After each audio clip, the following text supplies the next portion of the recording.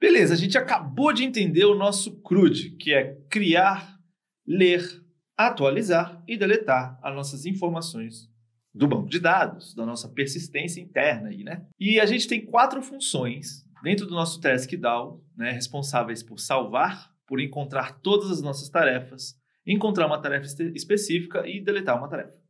Temos essas 4 funções. Eu vou começar a implementar então o nosso CRUD nessas funções a partir da parte mais fácil aqui que a gente tem. Que aí a gente faz um desafio gradual, do mais fácil para o mais difícil. Pode ser? Então, o mais fácil que nós temos no nosso SQFlight é a leitura do nosso banco de dados. É bem tranquilo de ler o nosso banco de dados. Tá? Então, vou começar implementando o nosso Find All. Beleza, galera? Primeira coisa que eu quero fazer, antes de já chegar implementando o nosso Find All, é criar um print. Tá? Dentro dessa função, desse método, eu vou colocar um print falando, ó, estamos acessando o Find All. Por que eu estou colocando isso? Porque conforme nós temos várias funções, vários métodos que estão acontecendo sem a gente poder visualizar no nosso aplicativo, vai ser muito bom a gente poder conferir no nosso console os passos do que está acontecendo no nosso banco de dados. Então, eu vou deixar esse print só para a gente acompanhar, mas o ideal é a gente tirar eles fora quando for para a produção mesmo do nosso aplicativo, tá bom? Então, beleza. Primeiríssimo passo que a gente precisa em relação às ações do nosso Find All. A gente precisa abrir o nosso banco de dados, né? A gente precisa encontrar onde é que ele está, qual que é o nome dele, qual que é o caminho, e abrir ele. Vocês sabem como fazer isso? A gente já fez isso, na verdade, né? Nós fizemos isso lá no nosso database. Vou voltar no nosso arquivo database aqui na pasta data, e nele nós criamos uma função. Vou até fechar aqui à esquerda o nosso projeto. Nós criamos essa função getDatabase, que é responsável por achar o caminho, né, do nosso banco de dados, de onde ele está salvo, decidir qual que é o nome dele, né, e abrir esse banco de dados, e caso ele não exista, criar esse banco de dados. Né? Então, nós já temos esse método. Vamos adicionar ele, então, vamos instanciar um banco de dados aqui. Então, eu vou criar uma variável final do tipo database, tá? E o nome dela vai ser banco de dados. De dados.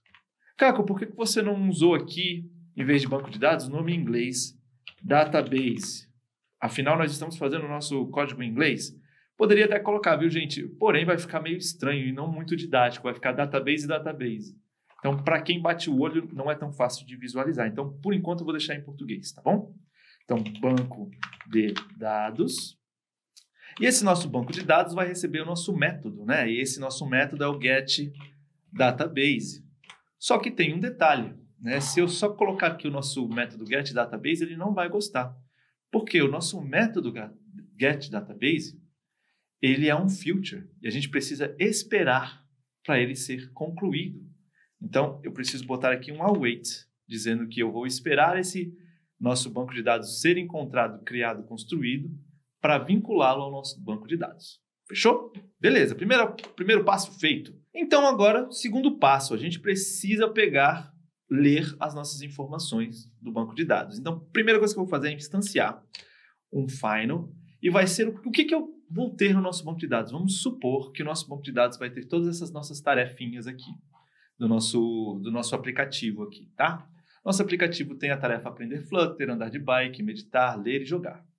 Né? Nós temos aqui, então, 5 tarefas. E eu vou ter essa lista de tarefas no meu banco de dados.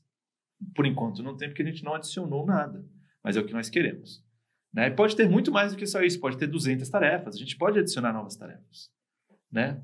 Então, o que nós buscamos nesse nosso Find All? O que vai ter quando usamos o nosso Find All? Vai ter uma lista grande de tarefas a serem encontradas. Então, o nosso final aqui vai ser uma lista, tá? E essa lista vai ser como? E essa lista vai ser de que tipo? Agora, eu preciso que vocês me acompanhem com mais calma aqui, tá? Os objetos que nós vamos pegar do nosso banco de dados são objetos do tipo mapa. Por quê, cara? Como nós olhamos na aula de CRUD, o nosso banco de dados, ele retorna um objeto do tipo mapa. Então, ele vai entregar um mapa para a gente. E esse mapa vai ter vários pontos, várias partes, várias categorias. Categoria de nome, categoria de dificuldade, categoria de imagem E aí cada tarefa vai ter um nome específico, uma dificuldade específica e uma imagem específica. Então, quando estamos nos comunicando com o banco de dados, nós estamos recebendo um mapa, tá bom? Então, vai ser uma lista de vários mapas, correspondente aos nossos objetos de tarefa. Então, beleza. Então, vai ser um mapa, e esse nosso mapa, que vai vir do nosso banco de dados, ele vai ser um mapa do tipo string e dinâmico. Por quê? Porque a primeira parte do mapa, né, a chave do nosso mapa, lembrando que mapas são keys com values, né, chaves e valores. As keys vão ser strings, sempre serão strings escritas como nome, dificuldade e imagem.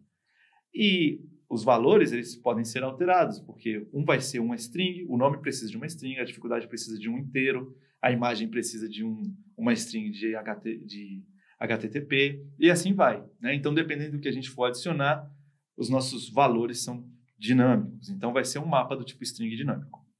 Beleza. E agora eu vou nomear essa nossa lista de mapas aí. Vou chamar ele de result, ok?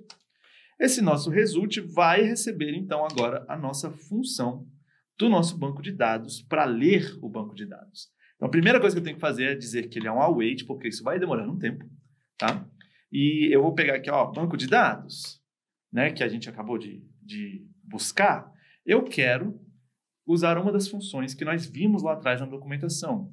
Eu quero usar a função query, que é responsável por ler a nossa tabela, né? Qual que é essa tabela? Qual que é o nome dessa tabela? A gente já tem ali, é o nosso table name.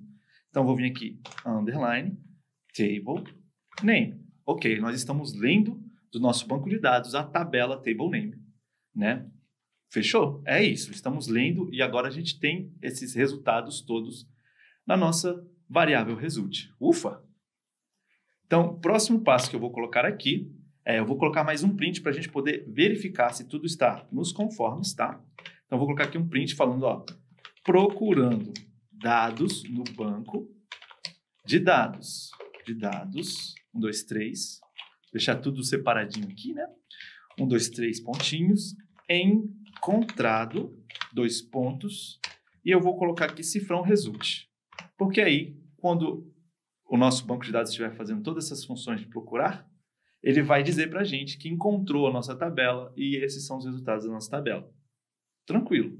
Assim a gente consegue visualizar no console se tiver algum erro e etc. E agora a gente precisa retornar um valor do nosso método de findAll, né? O findAll precisa retornar alguma coisa. Afinal de contas, ele é um método do tipo future list of tasks, que significa que é um método que demora um tempo para entregar uma lista de tarefas. Pera lá, Caco. Deixa eu entender uma coisa. A gente tem que retornar uma lista de tarefas? Mas a gente não tem agora uma lista de mapas? E esses mapas não são a mesma coisa que as nossas tasks, não é mesmo?